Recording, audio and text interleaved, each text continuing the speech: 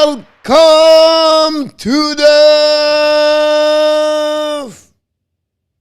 fire.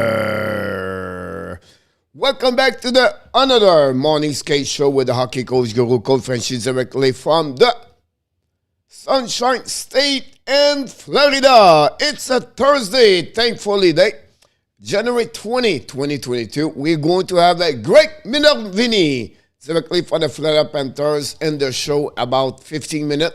We can wait to see Greg back between the wall of the Hockey Nation Live show. Hopefully an amazing, great day so far.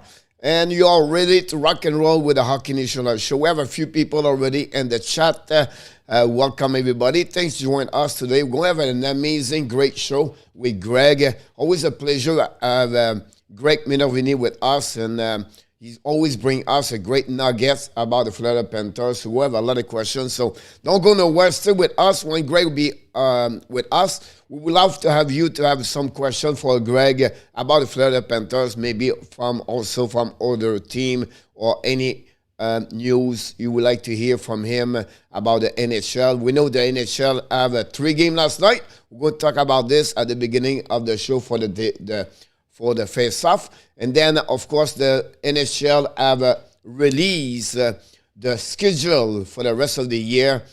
Since many was postponed game because of COVID-19 protocol. So you can check on the NHL.com / maybe your team of the schedule for each one of them. Many of the team like Montreal Canadiens, the Vancouver, the Ottawa Senators have a lot of game back-to-back or maybe a 4 game per week at some point. So we're going to have some things going to be have some effect about their standing and the NHL because of that reason. But first, we have to go all the way to the beginning of the show. Well, not to welcome. You are awesome. You are amazing. Yes, she is. The AM34, number 1 fans of the Toronto Maple Leafs. She's back in the house with Miss Darlene. I'm talking about Miss Kelly. From New York, hopefully he's doing well. The health is back with you, Mr. Jose Duarde in the house.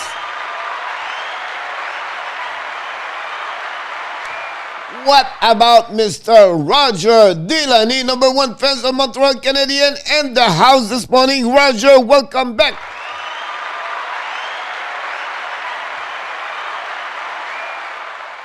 We miss you, Mr. Roger. Hopefully doing well. What about Gabe? Wow, long time, Mr. Los Angeles Lakers favorite team. Mr. Gabe back with us this morning. Glad to see you around. Thanks for joining us.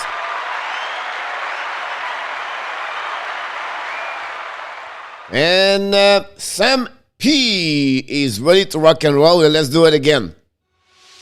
Mr. Sam P.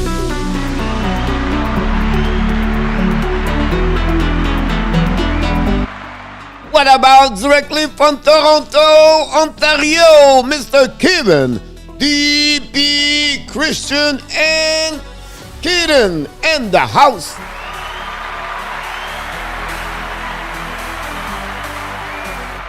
From Boston, Massachusetts, the number 1 fan of the Boston Bruins, John Gregor in the house.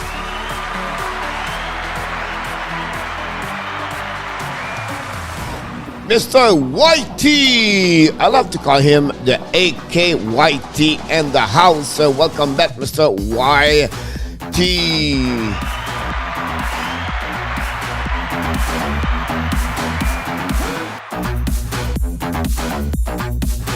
That's the way to wake up in the morning. You put that music up, out in the house, and you just want to dance. You just want to jump. You want to pump. You want to be ready for the great day you have in front of you. Right now, directly from Toronto again, but he's not with the Toronto Maple Leafs. He's on the Montreal Canadiens, the collaborateur, the moderator, the insider of the warm-up show every day, Monday to Friday at 5 o'clock p.m. We are talking about Mr. Inner Tap and the house.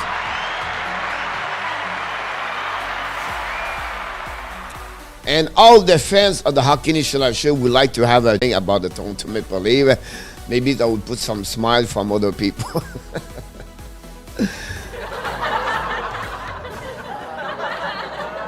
From L'Île Perrot and Montreal Island is back with us. Hopefully your health is doing well. We always love you to having you the morning, afternoon, or evening. We are talking about Richard Mullen.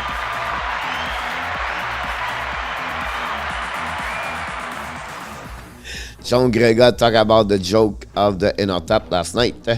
What about directly from number one fans with John Gregor about the Boston Bruins? He's back in the house, Mr. Russ Stubb Pinton.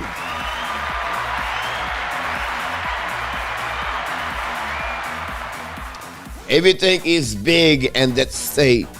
Everything is big in Texas. Maybe the cookies are bigger.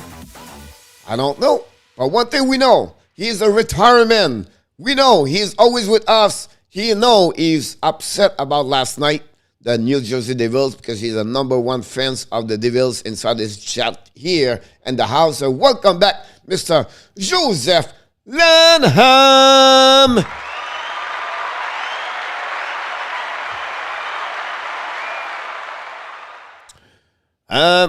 We did not see Danny yet, but maybe he's not with us. But we're going to remind him that we love him, and always a pleasure. We just have to say hi to Danny. Hi, Danny. Hopefully you're fishing very well. And Orleans, Ontario, whatever you lost last night, we wish you an amazing, great Thursday about that. Came from Dr. All is okay. That's a great news to hear that, Mr. Richard.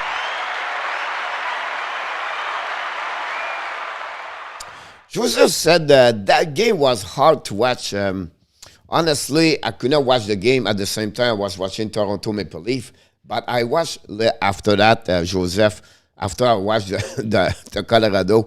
Honestly, this morning, I tried to watch all the game with the highlights, everything like that.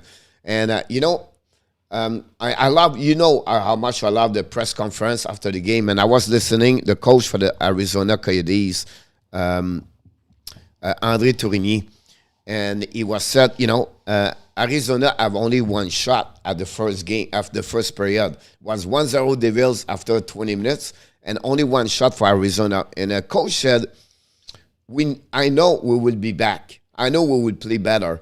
He said, I like the fact on the bench, the player was talking each other and mentioned like what hard it was. And then inside the locker room after the first period, during the intermission, the player was talking about each other about, hey, listen, it's over. We cannot play worse at what we have right now. So we have to come back and play the game we can do with intensity and work ethic. And that's a great words. That's what you need to hear from a team like the Arizona. And they show it.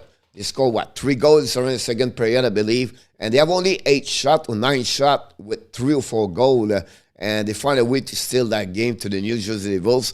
Great performance again. The Czechia goaltender, Vech Melka, the 28 years old, continues to perform between the pipes for the Arizona Coyotes. And imagine this kid, this goaltender and the crease, or imagine yourself right now like you are the goaltender for the Coyotes, and you look your player in front of you and say, Jesus, what they are doing?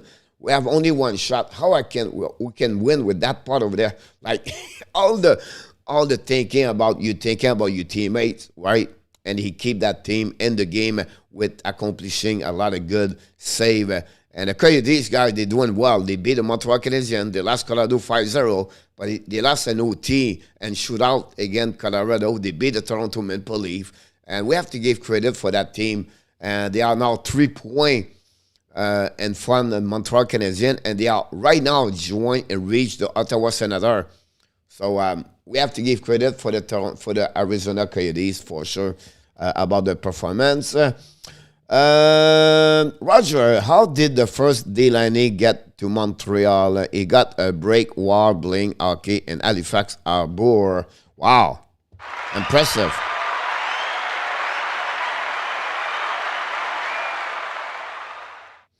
The first Delaney, I cannot remember, honestly, Roger. Maybe you have the answer for us about that. We know you're a Toronto fan too in our tap. How you doing, Jose? I in the house.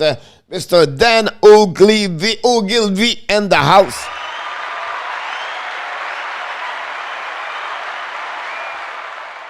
Dan, you did not miss yet anything so far. Coach, Toronto always have a cockiness where 3 ahead. Do you think that they save and then the whole team get lead? Hi, Mr. RG Calabro in the house.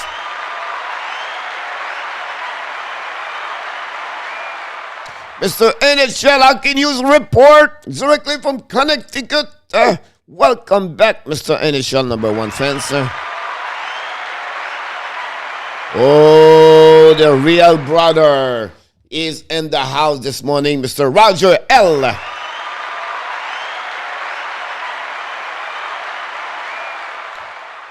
Sorry to hear that, Mr. Jose, who played with it. March 8th in St. Louis, I will get to see my first Blue game. Congratulations, Gabe.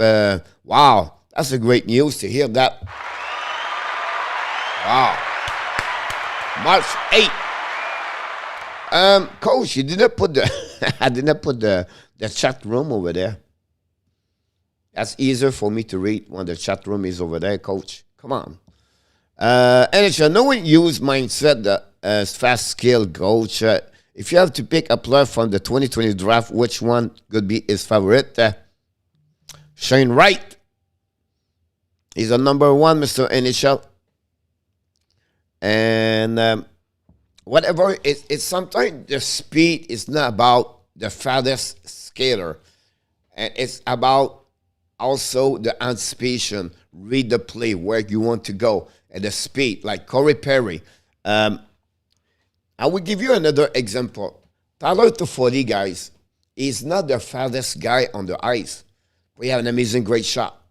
He knows to play hockey. He's smart, and you have a lot of thinking, quick to be at the right position without the puck. And that's the reason why I say Shane Wright is above everybody right now in the draft, initial draft 2022. What kind of player could be Shane Wright? A lot of times the people ask me this, and I always refer to Patrice Bergeron and, that kind of players. And I think Ryan O'Reilly is another one.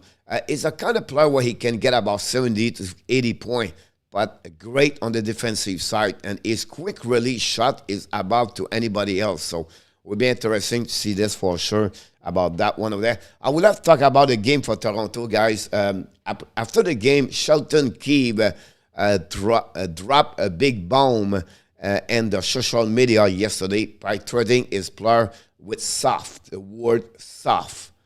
And as a hockey player, guys, you don't like it. You never want to treat someone soft in hockey. As a coach, I learned this very quickly in my life, and someone teach me to do that. And I've been to NHL draft meeting, players coaching, most of coaching, and it was said, do not use the word soft to players. They don't want to hear that. They don't want to get catalyzed or knowing as a soft players. And Keith is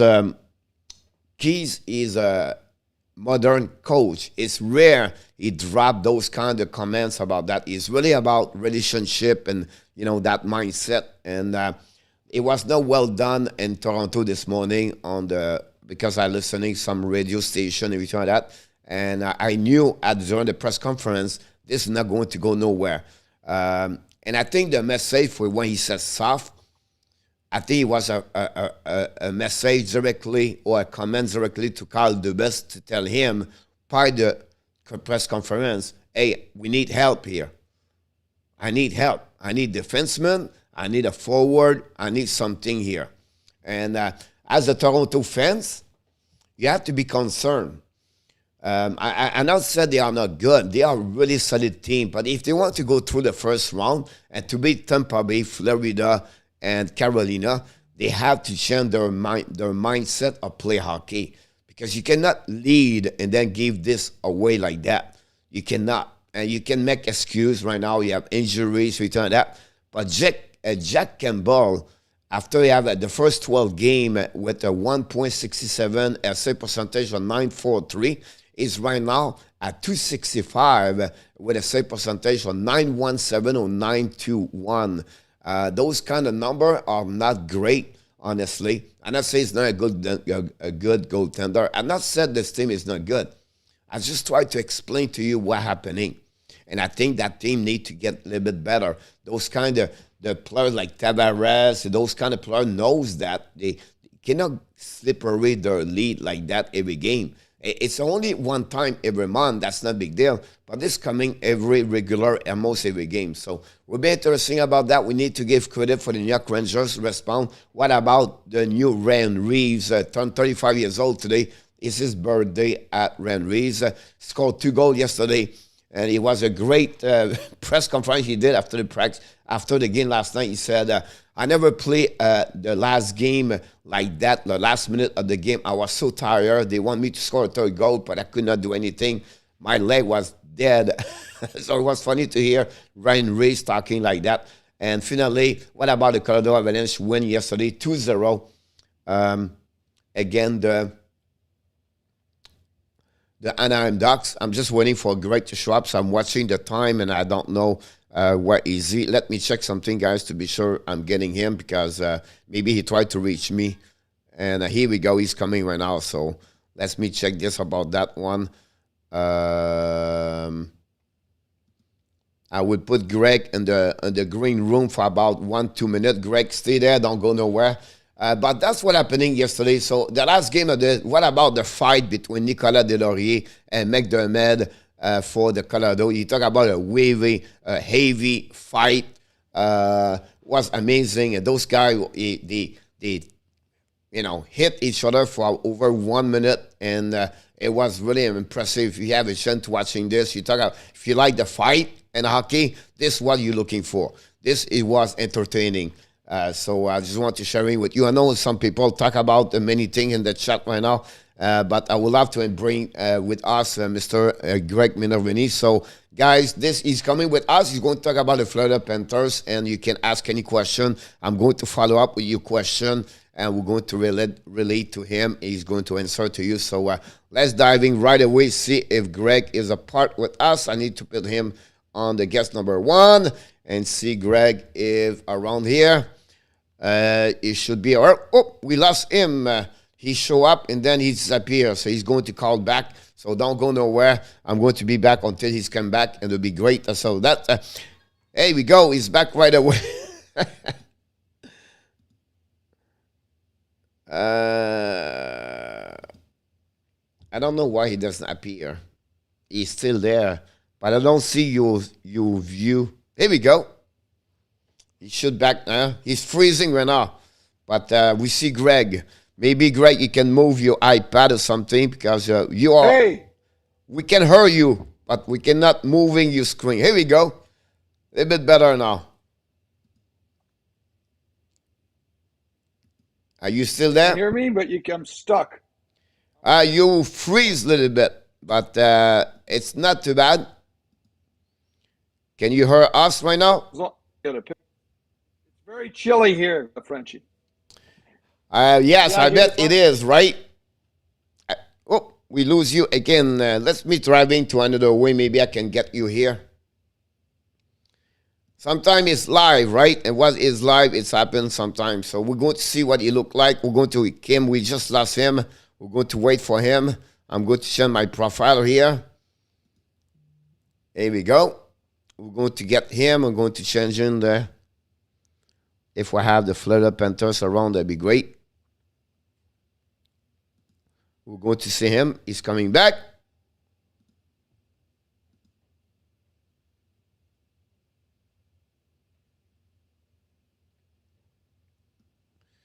I think you mute yourself.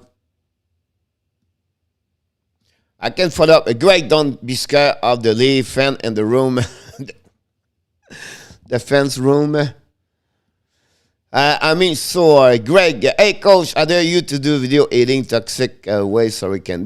Stars could look into the future when he was the free agent. You see the Islander go back to back in the final. Do you think he would change his mind? honestly, it would be easy NHL to thinking like that, right? When you have you know the future, but when you don't know the future, he want to play at home. He want to play at the where he grow, and he's always been a fan of the Toronto Maple Leaf. Sometimes you don't think that way where in the past, or you have regrets, everything like that. So I don't see him like to be like that way for sure. Tavares need to step it up. We gave him some good player for him. It's not a bad comments here, guys, about Kelly when she said that. I think Tavares play a big role as a captain for the team, and he need to find a way where he can be great about that one there. Oh, maybe it's working now. Mr. Greg, you mute, but the screen looking great. If you can change in your view, that'd be good. If you can unmute yourself, if you can, that'd be great. Otherwise, you are not freezing anymore, but you're still mute. Hold on. I maybe look about here. Guest has mute himself. So he said that you are mute yourself.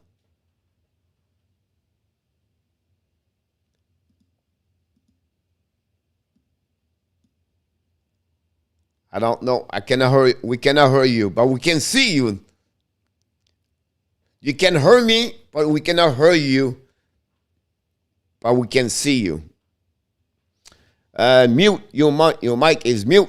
Bruins better of the leave. Roger L. said, part of the coaching is to motivate your players properly. He should have expressed that concern. Dubois. How about now? Oh! Business? Look, he looked like. Now we hear you. Welcome back, All Mr. right. Greg Minervini for the Florida Panthers inside the Hockey Nation Live show. Hopefully an amazing, great day so far, Mr. Greg. Terrific. Yes, very good. Awesome. Great to hear from you. What's going on with you? Are you back on I know the Florida Panthers play tonight, right? Yeah, they're playing tonight. They're on a long road trip. I'm not doing the broadcast this week on the road, but I did actually do a piece the other night I thought it was sort of a missing element on our coverage down here, and that's on the fans. And I interviewed there's some wacky fans. Really? Panther games, but also there's been pretty good support even on a Tuesday night. It's good to see. You can see the excitement in the building. Even walking around town, people are wearing Panther gear more. So it's good to see for South Florida, Frenchy. And I think what you'd like to see is it follow the footsteps of Tampa, which has become an unbelievable hockey market coming off their back-to-back Stanley Cup championships. That's awesome. Another great comment for the crowd. Like, and we have 20, 25 people, and he said, welcome back, Greg, and glad to see Greg. And Greg does his visit, while usually one time per month. That's the first time in the 2022. So we talked last time, we were a little bit concerned, or not sure what kind of team, honestly, the Joel Canville and the transition with Andrew Brunette and everything like that. And then you see another dimension of the team. And that's the last time we talked with you, the time with Joel, everything like that. Since that team completely transformed and become one of the best teams in NHL.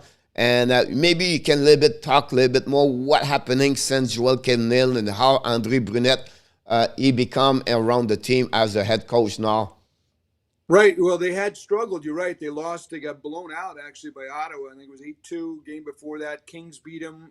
Colorado beat them in a tougher game, which was not an embarrassing game by any means. But the other two were. And then Burnett even used those terms, maybe taking the teams lightly. I asked the coach about that. He said, we might have taken those teams lightly, and we need to find our swagger back is the term that he used.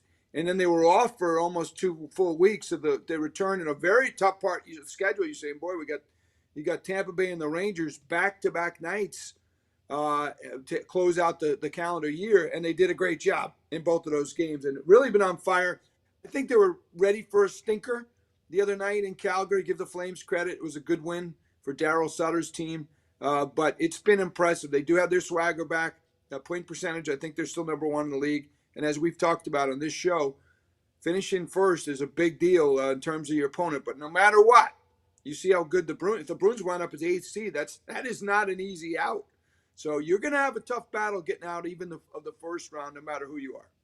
Yep, so right about that. I agree. I know maybe some of you we have a lot of the fans all around now in Toronto, Ontario, everything like that. Maybe some of you don't know really what you do, but Greg is the guy does all the pregame show for the Florida Panthers. He does the intermission during the game, and then you guys does an amazing, great job after the game. I enjoy what you do before, but after the game, you guys doing the look like Bally Sport gave an extra 30 minutes? Do you know how many minutes you have after the game? You notice something? It's pretty. The post-game show is not locked into any window, so we pretty much go until we run out of material. And some people say we've run out 10 minutes before we actually finish. Wow! But it's nice to have that. I think the pregame show, and no matter where you're watching, you're a hockey fan, you watch the pregame shows at any team in the league. There's a structure to them. You've got to get out at a certain time, and the post-game show to me is the most fun because it's reactive to what you see. And I think fans enjoy that, in particular, to listen to the players, hear the analysts. I work with Ed Jovanovski, Jeff Chikrin, longtime NHL players. Randy Moeller comes on the post-game. We get the coach. So everybody likes to kind of dissect. If you're really into hockey, you like to dissect the game, and that's what we enjoy doing, breaking it down, both good and bad. I mean, it's not all rosy. It's a lot easier to do winning post games than losing because you have to delve into issues that happen in the game.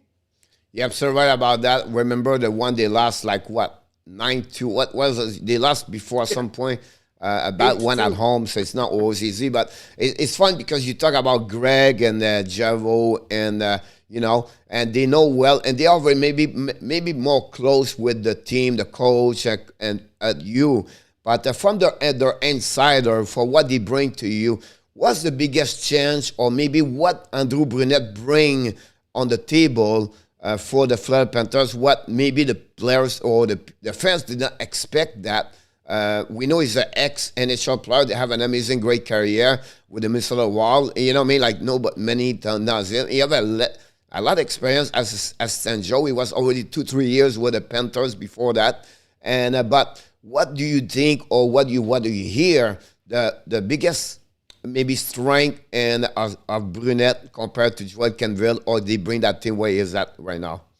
Frenchie, I think the first thing is seamless. It was a seamless move to him. To not go outside the organization was a very smart move by Bill Zito, Vinny Viola, Doug Sifu, and company, the owners of the Panthers, and obviously the general manager. So they decided to stay with him. He's very well known in the hockey circles, but not as well known with fans in terms of who he was, unless you watched him play. He had an outstanding career, but you don't know his personality. He's a fun guy.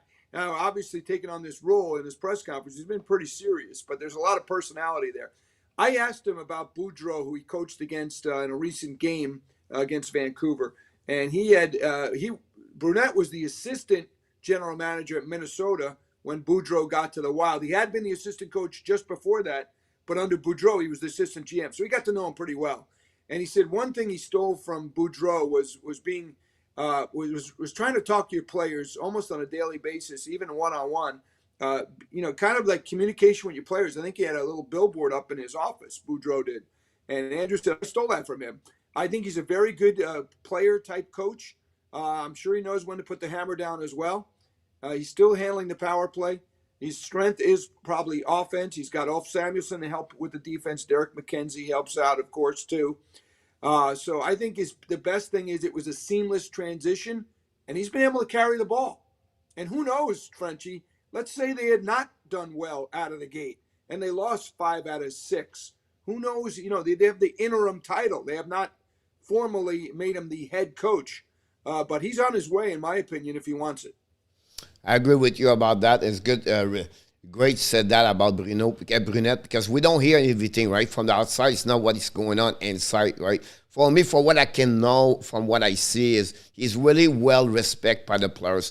I think they respect him a lot. And honestly, of course, you have some big decision to do, but when the system is already there, the players play for them for many years together, it's easier transition, or you're not going to change a lot. When you have a coach changing, usually because the team does not do well, it's rare you become an interim coach when the team's doing well, right? So it's easier transition for him, honestly. Whatsoever he need to step up, and the job he has now is different. Like assistant job, usually it's CANVA. Him is just what the CANVA tell him. Now he have to tell the people what they have to do every that. So that's great. We have a question already. I will jump on it for you guys. Do you feel that Florida has sent message to Carolina and Tampa they are ready for the playoff time this year? Excellent question. One other point, though. Burnett very close with Quenneville. This was not easy from that a mental standpoint for him to take this position. I'm sure he's talked to Joe a lot. They're very tight, tough situation from that standpoint. From the hockey standpoint, you're absolutely right, Frenchy. Good question, Enor Tap. Yes, I think for sure. You beat Tampa Bay 9-2 or whatever the score was there. They beat Carolina finally in Carolina in a very tough game. It was an overtime game. Great goal by Duclair. However, the proof is coming in the pudding, and that's the postseason. But maybe more importantly than to prove to Tampa Bay and Carolina, I think they prove to themselves that they can beat anybody in the league. But again, we'll see. We all know watching the NHL how tough it is. How about the other night? Montreal, I was looking at they played Dallas. Dallas was in betting terms minus 340. It's almost unheard of. You'd have to lay $34 to win 10. And Montreal wins the hockey game. You have to be ready every game, Greg. Yeah, no reason about that one. I'll just follow up with that question with you, Greg, is like sometimes you have to lose a playoff series to learn to get better. And I think the fact they lose in 6 against Tampa Bay, they make them to become better on the mindset of the game where they understand they can beat them. The Carolina last year, I remember, they not win any game. If I can recall it, they maybe won 2 of the 8 games they play against them last season. But this year, right away, they beat them at home over there in OT. I believe it was 4-3. So, like he said, the question was about, I think they believe more at themselves and they know they can beat them now. And that will be a big factor when you're going to go in the playoff. They know they can play against them, and that's the best thing about that one over there. We have another question from Minotap. He asks you, do many taste high-scoring game, especially go again, give you a reason for concern, given what style the play win in the playoff? Another good question. The Panthers have been middle of the pack pretty much defensively. Bobrovsky's had a great year. Their strength, I would say, is offense, and maybe what you're pointing to is a bolster on the blue line at the trade deadline. Not that the blue line's done very well. It's a very offensive-minded blue line, but they're much better. One thing, Frenchy, you and I have watched these games very closely. Even in Luongo's last year and maybe even Bob's first year, they were giving up. I mean, I could have scored some of these 2-on-1 goals. They were giving up goals that were just, from all the years I've watched hockey, and I watched it since I was a little kid, growing up as a Ranger fan in New York, monster fan of Brad Park and Jockerman and all those guys. They gave up some of the easiest goals I've ever seen. So they've changed that part. They got Gudas in the back line. Forsling's come along. But, you're right. You're not going to score 5, 6, 7 goals in the playoffs. They're usually tight games. They come down to, so they probably, looking at the second half, tighten up defensively, knock that goals against down, and maybe there's a bolster coming if Bill Zito's thinking along with Enor Tap around the trade deadline. You're absolutely right about that one, where I feel like they realize with Dadonov, the 3 players they are on UFA. They are Dadonov, Hoffman, and Eric Ola, I believe, all 3, and they let them go. Because that year, they gave so many goals, and the defensive was not very good on the defensive side. And that year, I think Huberdeau, it was minus, if I can recall it, that year. And then they changed. When they come back now, they figure out we cannot win with them because the defensive was sad. It was not great. And that summertime, they get Kudas. And they bring that kind of players right there. Then they get Forsling after that, join the team. And the player after that on the forward changing. So for me, I say yes, it's a little bit a concern. But I think the Florida is going to also changing their style when the playoffs start. But they can skate with anybody. They can play physicality with everybody. And at that moment, I think they'll be fine.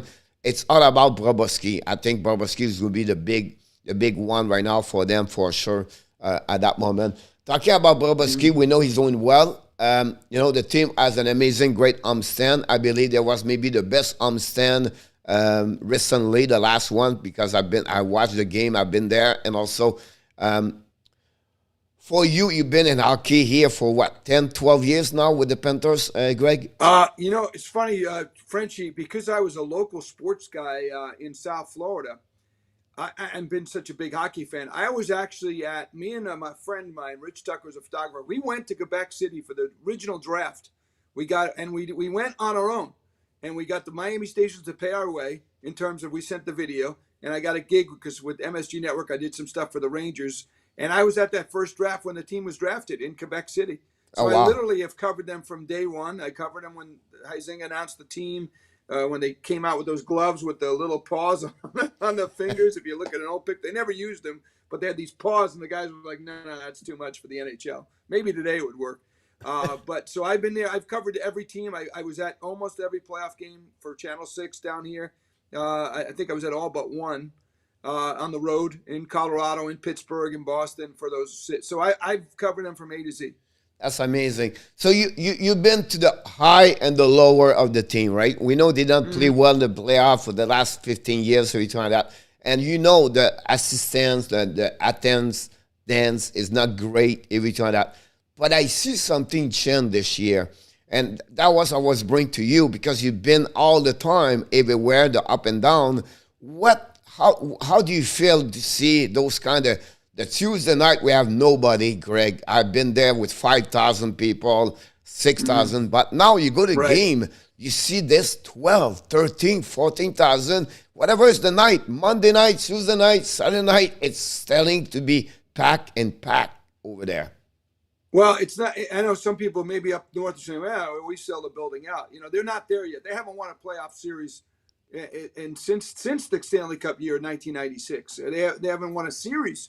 They should have beat the Islanders a few years ago. They've been competitive in the last few years as well. And certainly most people say they gave Tampa Bay, the Stanley Cup champ last year, probably the toughest series they had. Unfortunately, it was in the first round.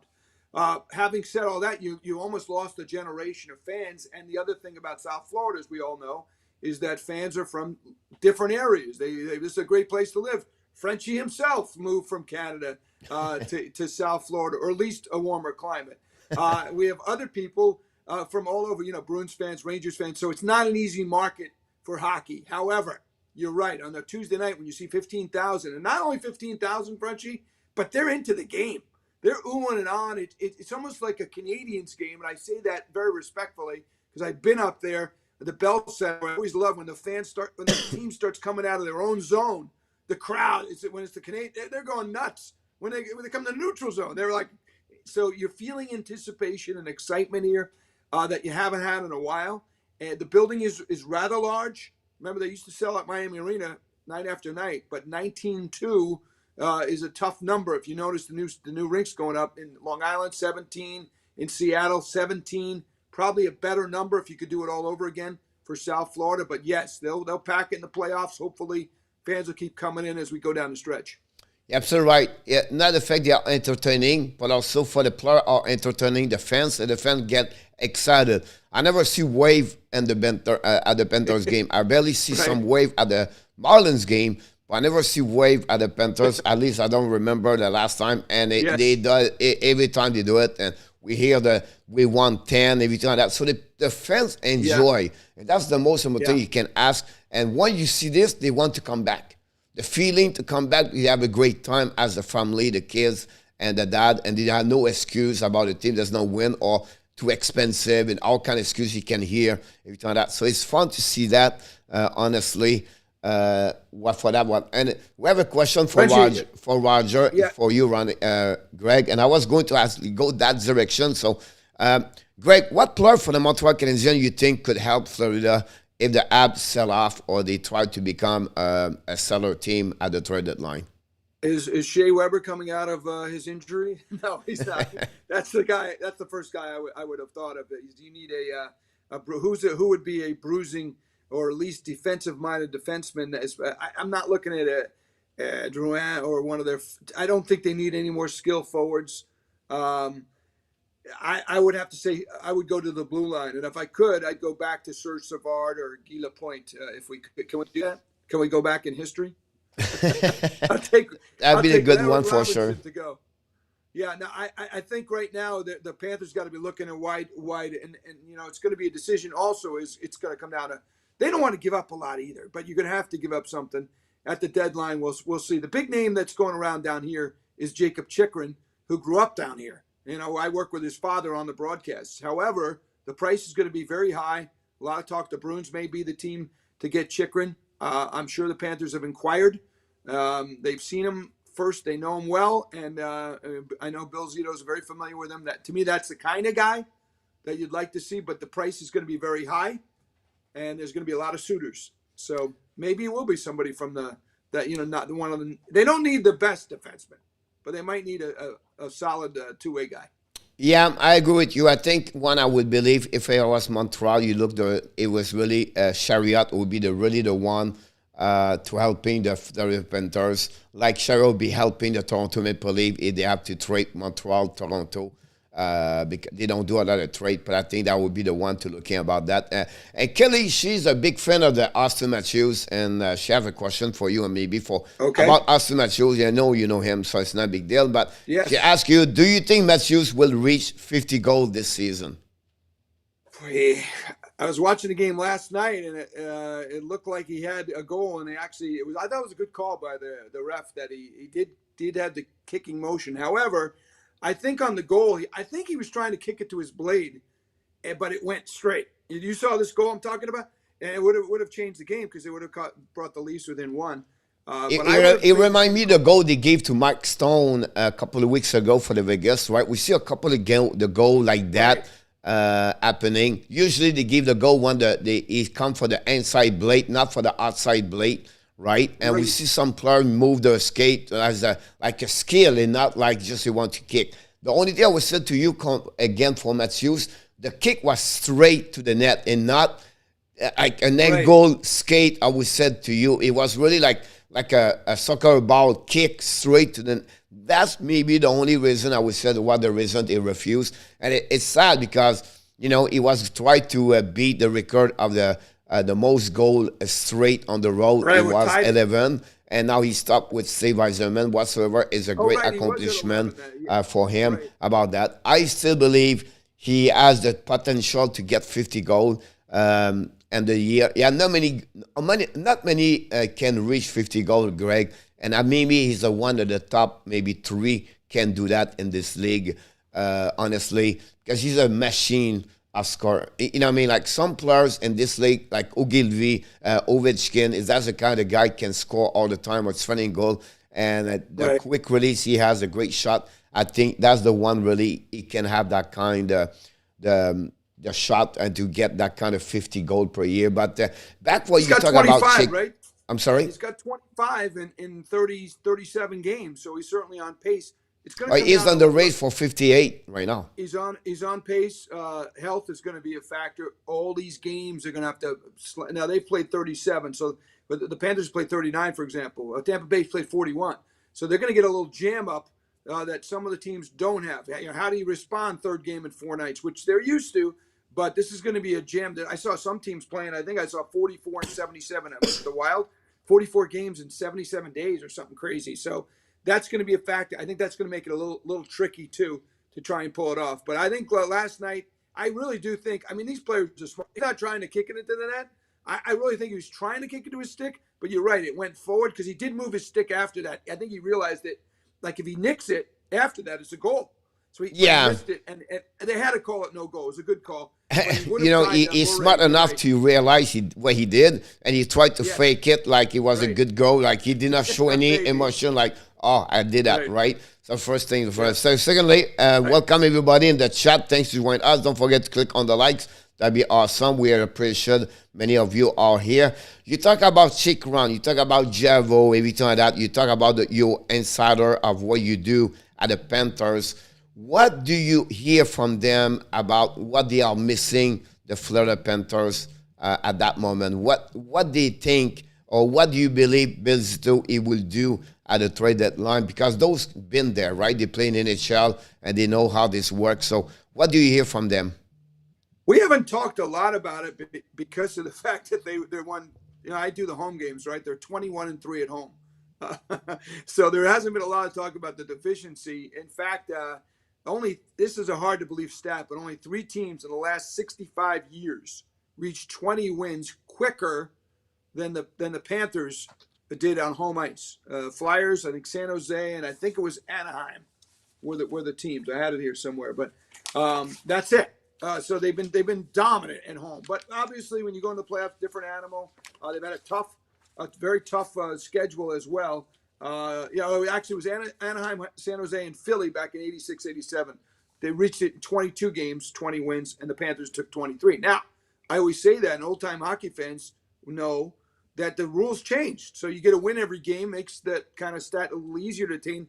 Then I'm sure that team that you grew up rooting for in the Bleu Blanc et Rouge, which is, what they lose? 1 game at home, I think, 1 year, all year.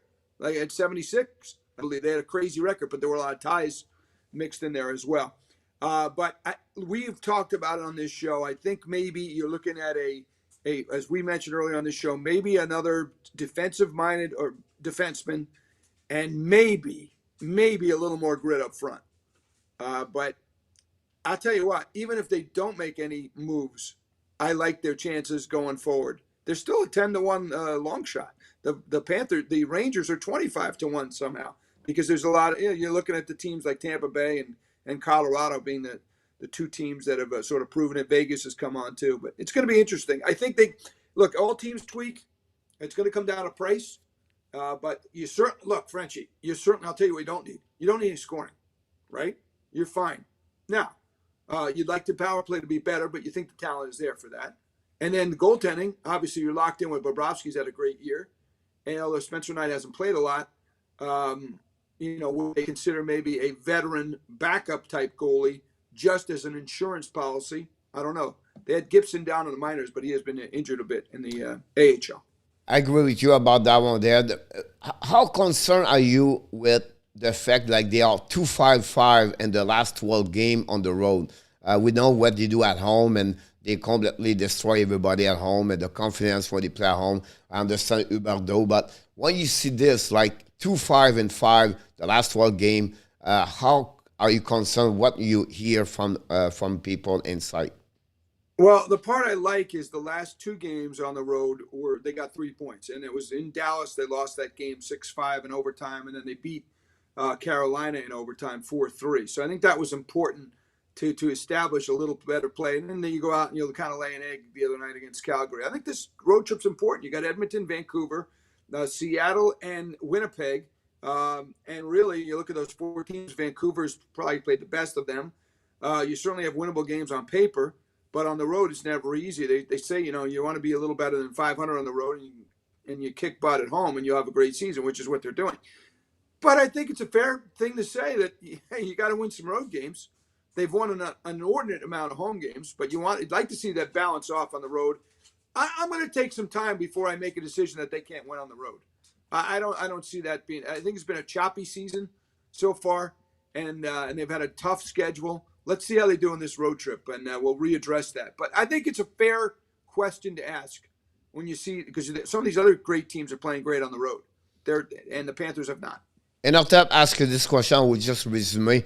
Do you feel like, is it a lack of the matchup line, and do you believe Brunette have a difficult time to react? I think it's a question. Don't forget, a lot of these games, or some of them, were under Coach Q too on the road. But I don't think it's a coaching line change thing. You don't. I know it is an advantage in hockey, obviously, to get the last change, but you don't hear a lot of conversation about that being a difference maker. I think it's more crowd. Used to the situation where you're home, you have the home cooking, you got your routine, and the road, especially under the COVID protocols that some of the teams have, is just unusual, especially in these times. It's funny you talk about the crowd, Greg. Fair question. It's funny you talk about the crowd, because I was watching a game, the Panthers in Calgary, right? And they are on Canada right now on the different rules, and nobody in the fans, or a few of them, maybe like that.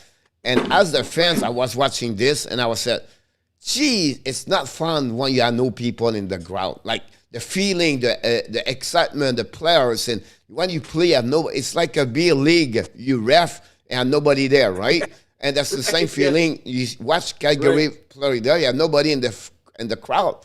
And that's the feeling I see. I'm sure the player does not like it anymore. Like, we've been to the COVID-19, the bubble, everything like that. But now when they play at the 17,000, then you go to the next game and they have nobody, the feeling is not the same on the bench, I believe. It's not. I think they're going to 50% in some of these buildings now. And I know, and obviously they've postponed a lot of them because of the fact that you just brought up. There's nobody in the building, or even half. Tremendous loss of revenue. I think I saw something. The Leafs average, Frenchy, if I'm not mistaken, about a gate of $3 million. That's how much they get on a home game for a Toronto Maple Leaf, which affects in revenue sharing everybody. And so you keep missing all those. So that's why they postpone many of the games. However, I think what you're seeing is when you see East versus West, especially a Florida in Canada or vice versa, the one game situation, they're playing those games. And I think that's why the Panthers are playing these games here. They there's not so much time unless you keep extending the schedule. They pretty much used up the Olympic break for the teams that need to make the games up. So that's why they're playing. But I believe I have a friend who's traveling up there, and he got tickets for the games in Canada. He's going to the game tonight in Edmonton, and he has seats actually right behind the net, I think. So, and I think he told me it was 50%. And he had to wait for a confirmation from the Oilers that his ticket was still valid. Yeah, absolutely right about that one there. Since last time we spoke, it was all about Spencer Knight was doing well. It was great behind Bobrovsky. Then after that, he struggled. Then you got Hona Johansson joined the team, got him claimed from the Colorado Avalanche. And then, and I'll ask you this question about, do you believe they're looking for another third cheap goalie as the playoff approach, or you believe they go with Owenson and Spencer Knight, or they will return Knight and Charlotte? Yeah, there's is it Chris Gibson? He's the goalie they had in the American Hockey League, who was their original insurance policy, and he's been injured. I'm trying to look at his career this year. 29-year-old. Yeah, he's not played in the bigs this year. Let's see if he played in the American Hockey League yet. He's played 9 games for the Checkers. He was the veteran kind of they had as that third guy. Yeah, I think for sure at goal you want a third guy. I don't know. He's a Finnish goalie, Gibson. I don't know the scenario of his injury this year in terms of is he going to be able to get some time in, because he would be that insurance policy. They're going to have to see about the guy you mentioned that they got from Colorado, and then they've got Spencer Knight, who they're very confident in. I'm a little surprised they like the other night they played back-to-back games at home. I'm only assuming, I don't know the answer to this, that he wanted to play against Columbus, his former team, on the back-to-back game, because that would have been a particular time to me. You start Knight in that game, and then you start Bob maybe last night in Calgary. Tuesday night. So yeah, absolutely right about that. Rob Talbot does a great job with them down here, Frenchy, in the goaltending. They set it out. They look at his schedule. It's not done flippantly, and he's the goaltending coach. He's done a great job here for a long time. We met this weekend, right? We talked each other. We was a bit surprised to see Bobrovsky back-to-back at home and up with Spencer Knight. And I was surprised he started the trip, because you always want to win the first game of your trip.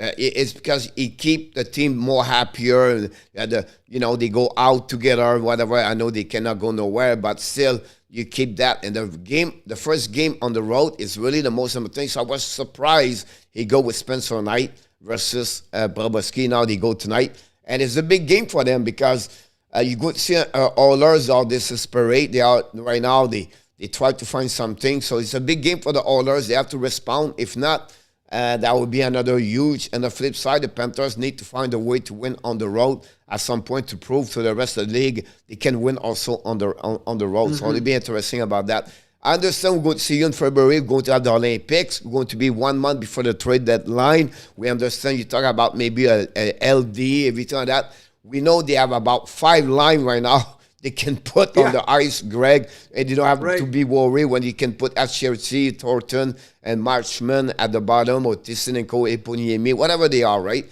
But before you leave, I want to ask you this question about, I'm taking already summertime. I'm thinking about, they have some UFA players, thinking about Vedreno, then maybe the end of Orvis, everything like that. Do you believe they could maybe trade one of them at the trade deadline to get a bit reinforce the defensive side, or do you go to say, no, whatever who is a UF3. I understand. I don't want to talk about a contract Huberdeau yet. I don't want to talk about the contract of the Mackenzie Weger, but I'm talking about a Vadrano example. Do you believe they will stuck with all the UF3 players, wait at the summertime, or they will maybe open up the door to get something? Yeah, so I didn't look at the list. I know Huberdeau's contract's coming up. He's not going anywhere. Now they're going to have to work out. I'm talking about in terms of a long-term deal. That's business, and we'll see what happens because there's only so much money, as all the teams know. Look at Tampa Bay. There's only so much money that goes around. When you start paying everybody, you can't pay everybody. You just can't. So that's going to be a business decision. But who are the other UFAs? Vadrano. With Toronto. Vadrano, yeah, Frank. With Toronto. Yeah, well, look, I like Vetrano. To me, he's a spark plug player. He can play on my team. I like him in the playoffs. I like on a big spot. He always hustles out there.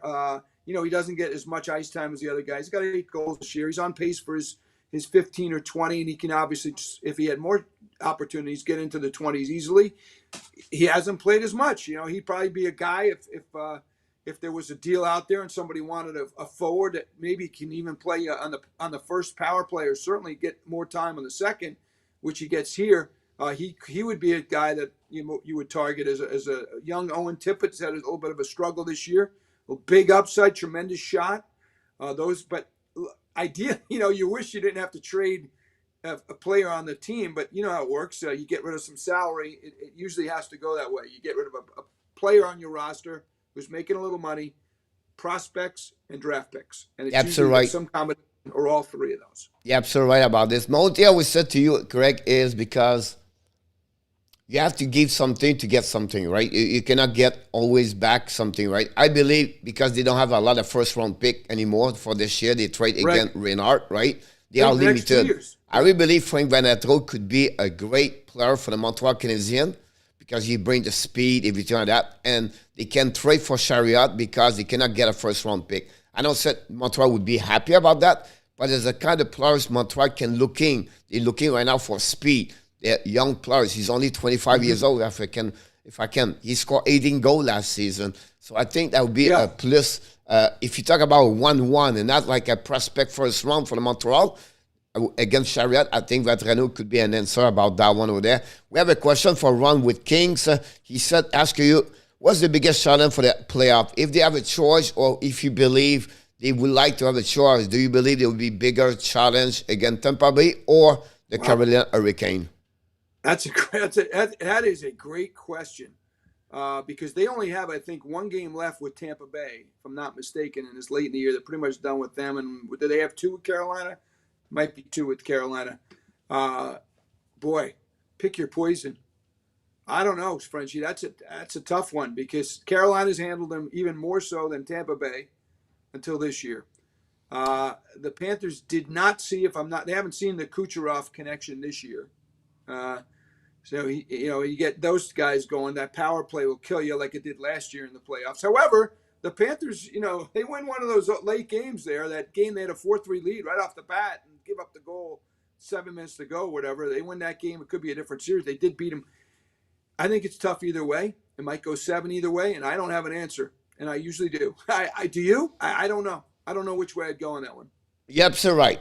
Both would be difficult. That's fun for me is that the Tampa Bay won the last 2 years. On flip side, the Florida Panthers have no problem to play against them. Their style is really compatible at what Tampa Bay play. It's harder to play against Carolina Hurricane, I believe, for the style of the Florida Panthers. So I don't say Tampa Bay is better. Carolina is better to Tampa Bay. I'm just talking compare the way they play the Panthers. I still believe the Carolina Hurricane have a better chance to beat the Florida Panthers because their style is not easy against the Panthers. Panthers have the kind style. Again, the Tampa Bay, Greg, it's all about up and down. It's like you score, I can score. You can score, I can score. So it's not like the difficult thing for them, I think, for the Panthers. So I think he's absolutely right about this. And one more question. At this point, which team do you see most complete to win the Stanley Cup? Well, it's a good question. I've been watching our team so closely. I think we've got as good a chance as anybody down here in Florida. But if you have to look at the other teams, look, you got it. We mentioned the teams in the East. The East looks so much stronger, but Colorado still scares me, especially with that blue line they have, and then their scoring punch. Vegas has come on once they got a little healthier. They had a kind of a rough start this year. If you looked at the way they played, and out of the West, I'm not sure you can even pick anybody else in this conversation of who the top teams are. Over in the East, boy, I mean, the Rangers have been a total surprise. You can't put them among the top 3, 4, but point wise, they are. They're among the, which to me is a little way ahead of schedule. I didn't expect them. Washington seems to be there as well. Pittsburgh's played well. Bruins are hot. There's so many good teams, but I think it's going to lie with the 3 that we mentioned. Tampa Bay, Florida has looked so far. But you know this story too. Remember the Blues were last in the league at January 1 and won the Stanley Cup. There's a half a season to go, and let's talk about this in a month or two, because somebody may jump out. Hey, the Panthers have a bad road trip. They'll fall down in the power rankings to 5th or 6th, and somebody's going to jump up who's on the rise. It doesn't matter where you are right now, but you like the way you look. It's a great question, first of all, but I will say to you, Greg, it's rare in the last 10 years in NHL, you have many teams can reach 100 points. It's how it is. You have a lot of great team at the top. You have a lot of bad team at the bottom, right? Right. And a team like 93, 95, 97, maybe they not make it. That's how it is at that moment. Right. And at the top, I'll be honest with you, between you and me, you cannot tell me Florida is better to Carolina. You cannot tell me Carolina is better to Colorado. Colorado is maybe not better to, like Tampa example, right? And the Rangers jumping about that. The Pittsburgh is still there with that part. What about Nashville, Minnesota, Vegas? They all right now play at a great level. So it's going to be not easy to see one specific team to mention right now. I believe right now the way they play, Colorado is maybe the only one have a little bit notch over everybody. But like since the beginning of the year, Greg, always a team have a slump. Right now it's Nashville, the last 4, right? And then they come back up after that. And they've been like this since the beginning of the year. So to mention who's going to win is too difficult for me right now. And we did not reach the middle of the year yet. We're still at the 35, 39. We're getting there. Right. But our team play only 31, 32 games. So we have to wait one more month. And after one more month, you're going to see maybe a separation between the 2-3 team versus the 5, 6, 7, 8, 9. And a lot of teams missing a couple of pieces of the puzzle. I think the Rangers missing a right wing. I think Toronto missing a RD and a left wing. I can go every team like that, right? Right. The Edmonton, that's a team struggle. The Calgary struggled before that. And it's not easy to play. We're going to see interesting to see Vegas. After they play Montreal, now they're going to be on the road. And they hit Carolina, Florida, Tampa Bay, and the New York Rangers. So you're going to see what they look like, Vegas, right? I know Jack Eagle is not there yet, but still, you have to perform. And like you said earlier, Montreal beat the Dallas is because the team have to be ready every game. Arizona beat yesterday New Jersey. It's just like this in the beginning of the season. And the injury will play a role. Fortunately for the Panthers, we did not have a lot of big one. Barca, we get out. But at that moment, the debt is so deep. I think the Florida is going to go through this. I think for me, if they can finish first, that we're helping them at finish second, because the Toronto Tampa Bay or the Florida Tampa Bay or the Toronto Tampa is going to be hard the first round, Greg. Either way, it's tough. A few years ago, I've mentioned this probably on your show before. The Panthers finished first in 15-16. And unfortunately, that year, they wound up with a tougher matchup. They played the Islanders, who were the 8th seed. And I think there was 1-8, might have been 2-7, but the Tampa Bay finished second and played a Detroit team that was really above, and it really didn't. They got into the playoffs, but they weren't any kind of juggernaut. And Tampa Bay actually that year had a tougher matchup because of the way the matchup goes than the other way around, where if the Panthers had finished second, they would have had an easier matchup. This year, you could argue that if Toronto finishes third. And Toronto, we know what the kind of team they are. They got a lot of scoring power. They've been up and down a little bit, but they're a very good hockey team. So which team is tougher? Would it be a Toronto, or would it be going across to play that other seed? But it's fun for us to talk about on shows and for the media and fans to kind of look around because that's what we do. But the players can't be concerned about that. It's got to be the cliche: get the 2 points and move on. And the Panthers have not seen. Have they played Toronto this year? I don't think they have. If they I cannot have, it's recall only one it game. quick in my head. I think they did, but I cannot recall it about that one there. Maybe one game. Yeah. And that might be it. So and they have a bunch of games to go against them. So that's going to be interesting. Before we leave, we have Panthers and Edmonton tonight. What your expectation for the game? Well, it's a good question tonight because you mentioned Edmonton has not played well. They've been a disappointment with all their stars. And you keep looking, every time you see the stats, all you see is McDavid and Draisaitl. And Darnell Nurse is an all-star on the blue line. But they've struggled. And for the Panthers, get back to their game tonight. All right, they had their trip on with the sleds and the dogs the other day. They took a day in Banff. I don't know if you're aware of that or your viewers are, but they went to Banff the other day and had a nice team bonding, and unfortunately didn't carry over to Calgary. But they've been out there, been breathing that fresh mountain air, and I think they're going to play a very good game tonight. I like the Panthers in this game against the Oilers. Bob's going to be in net, I would assume, unless there's some other protocol going on. And, one thing will be sure, Greg, the speed of the game. The speed would be great to see them speed both sides, right? Yeah, they have a lot of players with speed, every time that. For me, it's not only this game, I would say to you, what I'm looking for is like, because the Panthers been at home a lot of games, right? And usually you get the COVID protocol 19 or on the road. And it will be interesting what they're going to get there. Now, the NHL changed the rules after the All-Star game. That will maybe helping them. But maybe the next 3 games, they may be losing a couple of players on the COVID because they'll be on the road. And that's what usually team got on the road at some point. So maybe a factor for them. But tonight, I expect 8, 9, 10 goals. I don't know who's going to win, but I know it's going to be not going to be under. It's going to be over with Bobrovsky versus Koskinen or Skinner. But it's going to have a lot more goal what we expect for me. That's what I'm looking for tonight.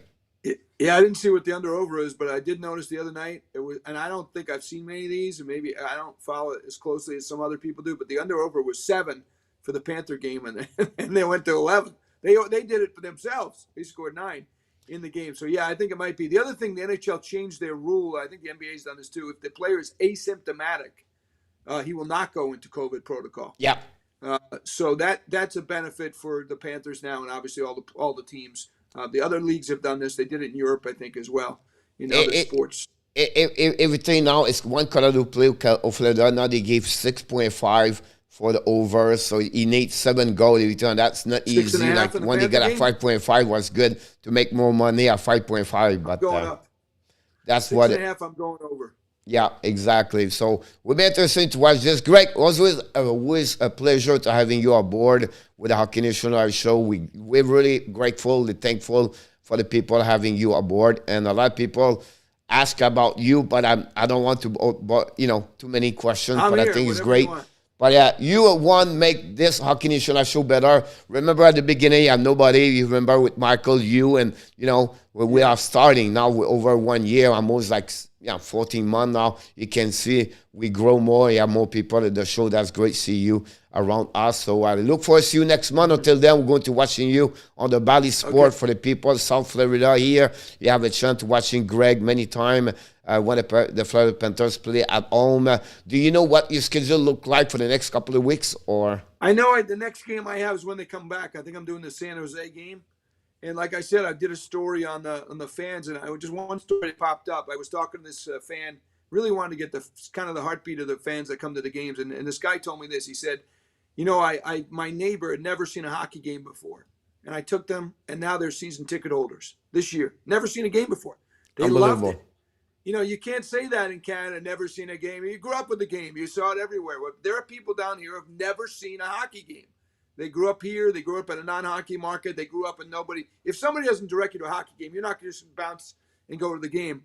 Although now, because they're winning so much, they are. So that's exciting, I think, for all of us that love hockey, both on the youth and amateur level, where we see the guys a lot at the rinks, Frenchy, and then at the NHL level for people to be talking Panthers. And when you get to a game and you see it in person, as we know, and everybody watching this show, I argue that it's hard to find a better sport. Now, I will tell you one thing, Greg. Not only the hockey is great in South Florida right now, but you guys, you do a great job. Like what you're doing right now, not only you have, Jessica but also Randy Muller and Goldie does great job at Javo also with Chick Run. You guys do better, I think, overall, like it was before. So it's great watching you all the time. And like I said, the post game is where I enjoy the most for that part. I'm not saying the pre-game is not good, but I think the post game now is changing. Also, the fact you're watching more after the game, you want to hear more about it. You guys talk a lot with the interviewing the players now. Every game, the 3-star, everything like that. It's a complete package now, I believe, today compared to what's before. I could be wrong, but I think you guys does a great job. It's bad. When I started doing the Panther games, I was by myself on the pre and post game show. So they've added analysts, which gives you that great touch to really break what we like to do. And I in particular, my dad was a great hockey fan, and he was also a detective. And I think it's a good combination because you really, you're like Columbo. Wait a minute. Did I see that? We break it down. Can we see it again? I bother my producers sometimes because you want to break it down and see what happened. And you really sometimes have to slow-mo it to see exactly who it nicked off or what this play was because the game's so fast. But, yeah, thank you. We love being on your show, and you do a great job. That's awesome. And finally, I know you are, I know what you do because I follow you more, but the people in defense, but also you associate with the baseball, the Miami Marlins. Are you back again this season? If yes, the training camp start in next month maybe? Are you going to be around or? We hope. There's a labor dispute right now in baseball, so there's actually a lockout going on. They've been talking. They talked about a week ago, and hopefully they'll come to their senses and get a deal done. I always think that these pro leagues are going to get a deal, and a lot of times it goes to the last second. I think baseball, to me, is on a little more of a slippery slope than maybe when we were growing up because they used to be the dominant sport, and that is not the case any longer. So I think that hopefully they'll come to their senses and make a good deal for everybody. That'd be awesome. We wish the best for you, Mr. Greg. I look forward to you next time. Until then, go Panthers, go tonight. We're going to watch this for sure on the TV, and then I look forward to you next time, my friend. Have an amazing, great rest of your day, Mr. Frank Greg. All right. Thank you, Frenchy. Anytime. You're welcome. Thanks again. It was Mr. Greg Minervini for the Florida Panthers inside the wall of the Hockey Nation. Always a pleasure to have Greg give his time as volunteering to helping the Hockey Nation our show also. So for me, not only is we are friends, but also the way he tried to helping us, the Hockey Nation our show. Hopefully you guys inside the show, you enjoy it. You have a great time to hear Greg. Greg will be back next month for sure talking about the Panthers. We try to talk about friend team. I know a lot of time you guys talking about it's fun conversation inside the room right now about the player, the trade, Toronto, Montreal, and everything like that. But I try to get other personalities or invite people. The Mitch Giguère, it's coming next week or the following week. Who is Mitch Giguère? Mitch Giguère is a video coach in a KHL in Russia. Is going to join us next week or the following week. And then I have the assistant coach of the Gatineau Olympic and the QM is going to join us. PL is going to join us the next in February. So two big guests going to join us in February.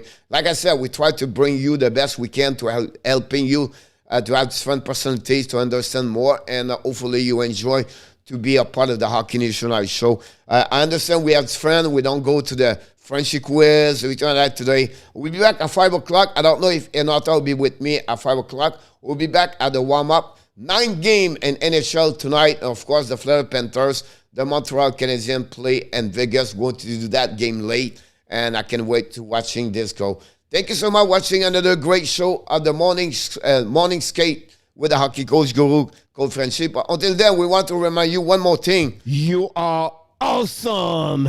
You are amazing. You are the best. And remember, you have greatness inside of you. Thank you so much, everybody. We wish you an amazing, blessing afternoon. We look forward to you at 5 o'clock p.m. Until then, we want to remind you, be healthy, be well, and of course, find a way not only to dominate your day today, find a way to dominate your year 2022. Happy Thanksgiving Day, everybody. Thank you, Jose.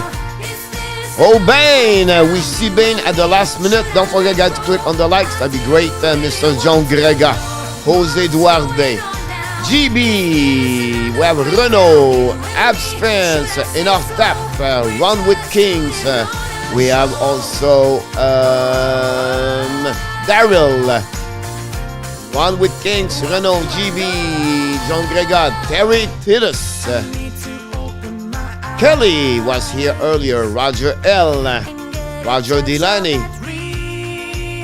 And if I didn't mention your name, oh, we miss Yamo. I missed that question.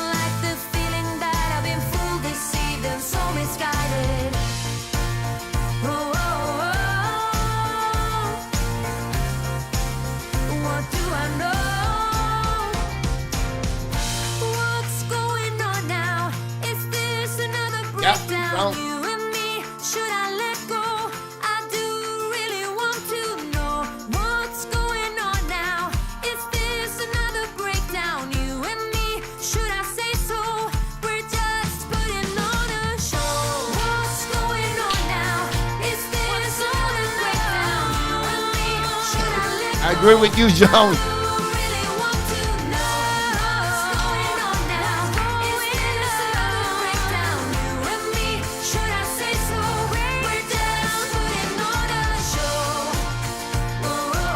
Oh.